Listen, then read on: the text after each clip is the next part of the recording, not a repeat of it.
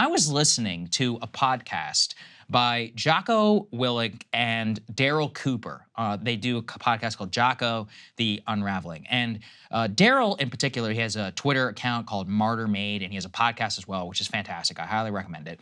They have been sounding off with some of the most sane takes from analytical and strategic historical perspective that I've heard yet. And I actually wanted to play some of this audio where Jocko, who served as an officer in the Battle of Ramadi in Iraq, has extensive experience with urban combat, gave some advice on how he would handle the current situation in Gaza if he was Israel. And it was so unlike anything that I've heard yet before. I wanted to play for everybody. Let's take a listen. That immediate military action that they took was really good. It was a good, solid military action that they took quickly.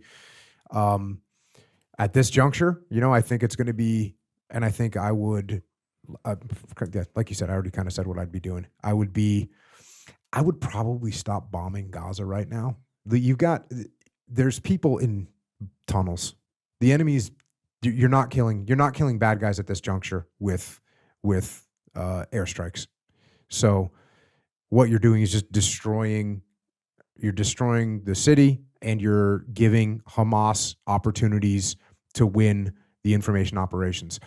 If I was emperor of Israel right now, we would be annihilating on the information operations. We would be doing humanitarian missions. You showed me a video of the aftermath of some strikes on Hamas. It was just, a wasteland. And the first thing I thought, whenever I see something like that, as somebody who has combat experience as a soldier, when you see a landscape like that, knowing that there's tunnels throughout the area and everything, what are you thinking when you look at that? It's a nightmare. It's a nightmare. And that's why, even, again, going to the emperor position, I would not be super excited to roll in there and start hunting for Hamas with my troops. I'm going to take a lot of casualties.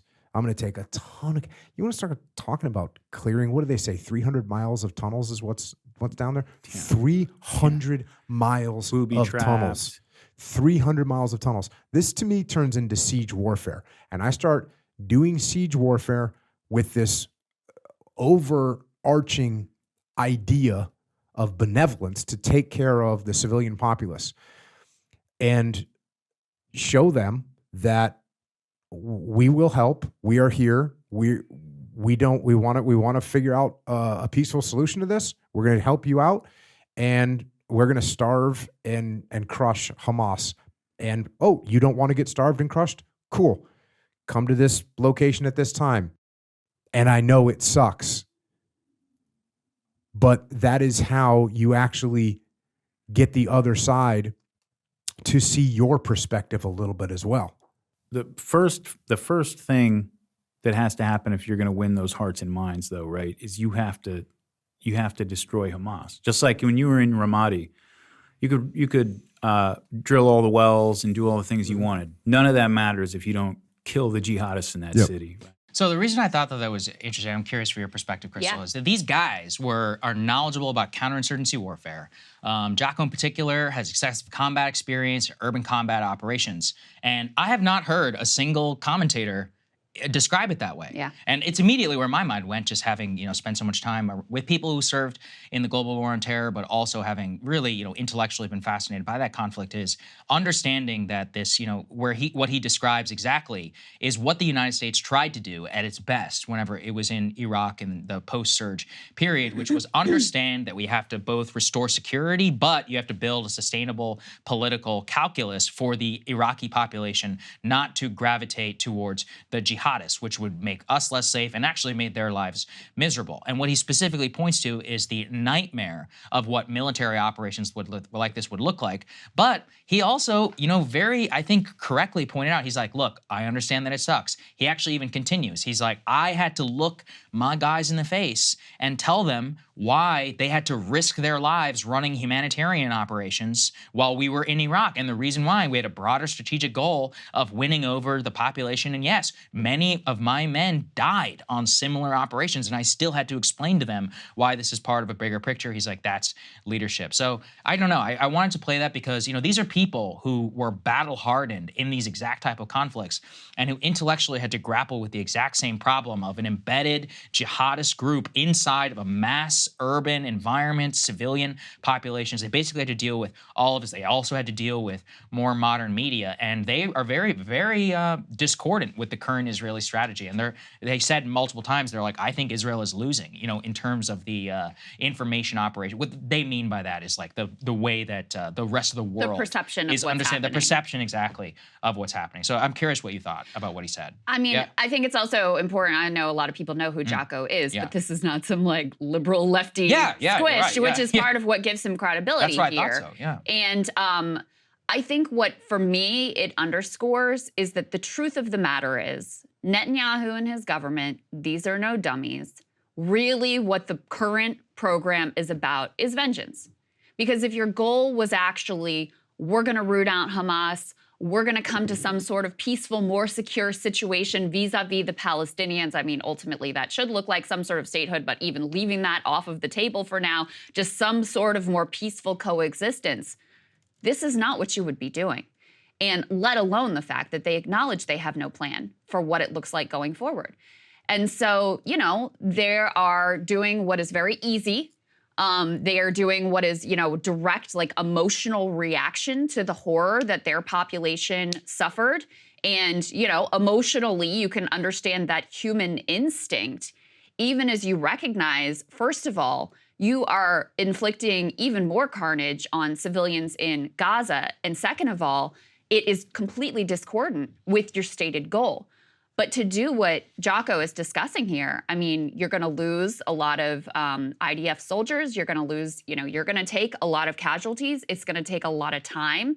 It's going to take, you know, really acknowledging the humanity of Palestinians and really, you know, trying to not only win the messaging, but in reality, try to improve their lives. And then hanging over this whole conversation about what we did in Iraq and Afghanistan is that we did it really poorly. Yeah, it didn't work. So even with a better sort of theoretical philosophy about how to approach taking out militants and winning over the population, you know, tell me what's going on in Afghanistan right now and how well this worked out over 20 years. One of the things that I really learned from Daryl, who highlighted and really taught me from his podcast about the actual military capabilities of the IDF, is that the last 20 years, it's not a good story. 2006 was a nightmare against Lebanon. What the IDF did is they were taking significant ground casualties, and they relied on what most modern militaries do, is they retreated and they just let the Air Force try and do their work for them. Yeah. But that was a story that played out again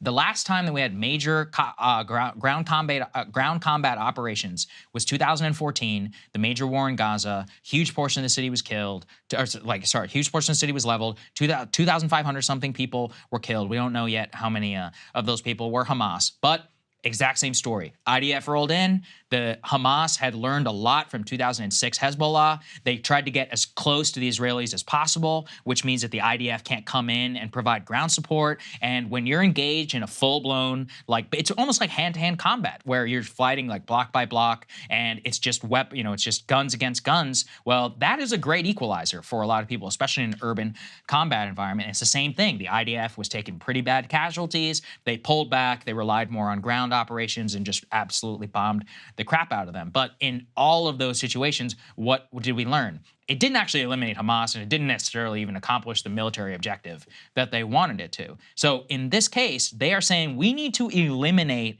Hamas. That is very similar to the U.S. Mission in Iraq during the surge. They're like, we need to eliminate al-Qaeda in Iraq. And it sounds easy. We're like, okay, well, we killed Zarqawi years earlier. Why does this group even still exist? It turns out that the population has been suppressed by the Shia majority, and now there are these tribes which are allying with them. We spent hundreds of millions of dollars trying to buy off tribal leaders, sending in our soldiers who all got killed, by the way, on behalf of trying to keep these people safe and restore security and all that. And as you point out, it still didn't, frankly, it didn't didn't work because we didn't commit to the strategy for a long enough period of time. And that probably wasn't even politically sustainable anyway. So what he said repeatedly is he's like, look, if they were serious about this, you got to separate the population from the actual jihadists. The best way to do that is to convince the population that you believe in their humanity and you want the best for them. He even said, he's like, I would open the border right now and I'd be bringing these people in and being like, hey, come work over here. You can have a better life. We're going to pay you. Even in terms of humanitarian assistance, he was talking about, he's like, you need to have sector by sector. You need to secure it. You could set up checkpoints. And then within that, life needs to be normal. You can get everything that you want. And you need to draw as big of a contrast as possible if you truly want to eliminate this group. And yes, it still would take years. But I think what nobody's prepared themselves for in that scenario is what we're talking about here is thousands of IDF soldiers that have been killed. Yeah. Thousands. And Israel, I don't think they've ever lost the number of people that it would probably require to have a sustained counterinsurgency campaign inside of Gaza. So then it comes back to like, now what? Your only real option if you want to eliminate Hamas without losing a lot of people is to wipe Gaza off the face of the earth. And that's 2.2 million people with a million children. And I just don't think that that's a politically sustainable solution in the current environment. There's just simply no way the Arab world would sit back and let that happen. Not to mention, probably shouldn't do a genocide. Yeah, but I'm saying, like, I know you're just trying to be analytical, but like I can't leave the morality out of the equation that you're talking about genociding an entire population and that kind of rhetoric. I mean, that's much closer to the rhetoric that the Israeli government is using versus what Jocko is suggesting.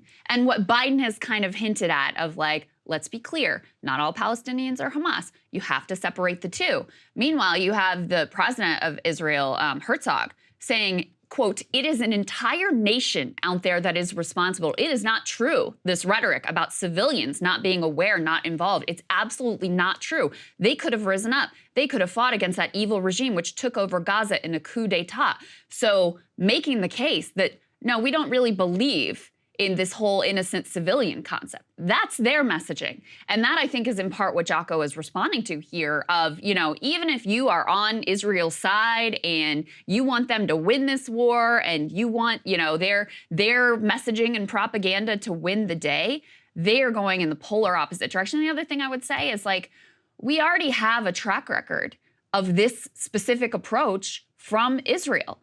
They have been mowing the grass in Gaza, which is basically like, periodic indiscriminate bombing of, some Hamas terrorists and lots of civilians and lots of civilian infrastructure over many years now. And guess what? It has not worked. It has only further served to radicalize the population and, hasn't done anything to weaken Hamas. And of course, that's putting aside the fact that people like Netanyahu thought it was beneficial to actually strengthen Hamas because they knew that it would help to thwart a potential Palestinian statehood movement to have this, evil foil out there for them to use. So they are going in the polar opposite direction of what Jocko is suggesting there. And then I would again just remind that even if they followed his advice to a T, it's not like this really worked out well for us in Iraq or Afghanistan. And so it seems like, I don't even know if it's that the lessons weren't learned. It's that they're not really interested in learning those lessons right now. And I think part of it also does come from Netanyahu's incredibly precarious political position, where he's desperate to hold on to power. And so if what the Israeli population wants right now, just as we did after 9/11, is vengeance, and that's what feels good, he's not thinking too far in the future. That's what he's going to deliver. Well, then they can find it out the way that the United States did after you lose, 1,500 or so of your soldiers, and you have a heightened domestic terrorist issue, and you have to spend, a couple $1 trillion. We're all trying to save you trillions and also save lives, but they can go through the exact same painful growing periods that we did. That's very unfortunate, but, as Mark Twain famously might have said, history rhymes. Hey guys, if you like that video, go to breakingpoints.com, become a premium subscriber, and help us build the best independent media organization on the planet. That's right. We're subscriber funded. We're building something new. We want to replace these failing mainstream media organizations. So again, to subscribe, it's breakingpoints.com.